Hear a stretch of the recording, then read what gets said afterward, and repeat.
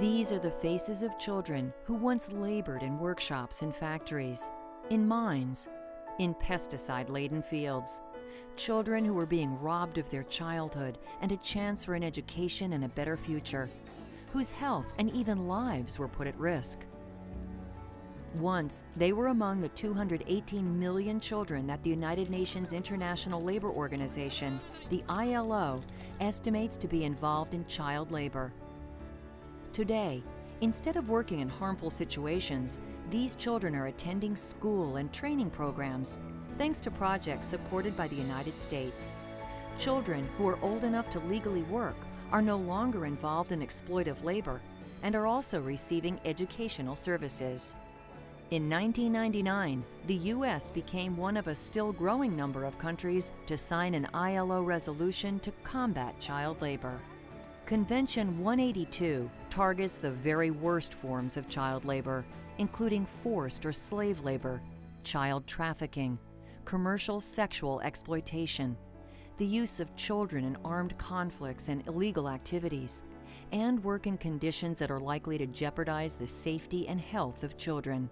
In ratifying the convention, the U.S. pledged to vigorously continue our fight against child labor. And we have.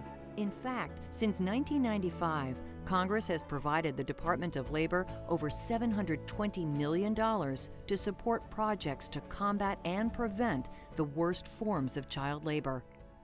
A major focus of these projects is to provide quality education, the key alternative and a way out of the cycle of child labor and poverty. Over the years, the Department of Labor has supported hundreds of projects to combat child labor in over 80 countries across sub-Saharan Africa, the Americas, Asia, and Europe, the Middle East, and North Africa. These efforts have yielded tangible results. In fact, Department of Labor projects have rescued more than 1 million children from exploitive child labor and provided them with education, training, and other services. Experience has shown that we need the involvement of many different people and groups to eradicate child labor successfully. We have many partners in our success: international, national, and local organizations, the private sector, and the governments of the countries where the projects operate, local communities, parents, teachers, doctors, and even the children themselves are also key to the success of our efforts. Some of our projects are at the national level, supporting national laws and policies that discourage child labor. The heart of our work, though, is at the local level, where children live and work. The main focus? Education. We know that when education is available to children and affordable for parents, when children are clearly learning and families see the value of schooling, then education becomes the preferred alternative to child labor of any kind. Communities and children have different kinds of educational needs, so our programs create different kinds of learning opportunities. Younger children who are able to transition into the formal education system are enrolled in schools, often with material support such as uniforms and books, or scholarships to make education an affordable option. After-school programs are often made available for extra support during hours when children may otherwise return to work. Children who are in school for the first time are now catching up in non-formal programs that bridge their entry into mainstream schooling. Youngsters 15 years of age and older are getting vocational training and learning the skills they need for a better future. Meanwhile, our programs are training teachers and reforming curricula so children stay in school and understand the value and relevance of education to their lives.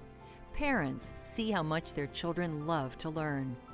Pride wins them over, and they come to support their children's education and dreams.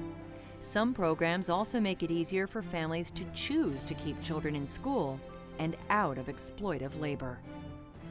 We show parents how to generate alternative income so they don't have to rely on their children's labor. We organize community members to monitor child-free labor conditions and make sure children are in school. And we help employer groups maintain child-free workforces and support education for former child workers. We raise everyone's awareness that child labor is destructive and that schooling benefits every child. And we step in to help communities when a crisis, such as a natural disaster, puts children at special risk of exploitation. Parents and communities become their children's best allies in choosing education over labor. But our work is far from over. Hundreds of millions more children still spend their days laboring instead of learning, and many more remain at risk. That's why our projects also use strategies to build countries' own capacity to keep children out of exploitive labor.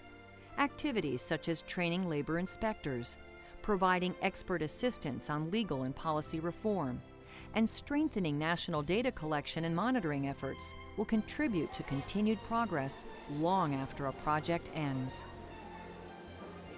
So the United States' investment in strengthening communities, transforming lives, and restoring the promise of children will continue to have an impact. Year by year, we can see what a difference all the people of the United States are making. Children are reclaiming their future and ending the cycles of poverty that have plagued their families and societies for generations.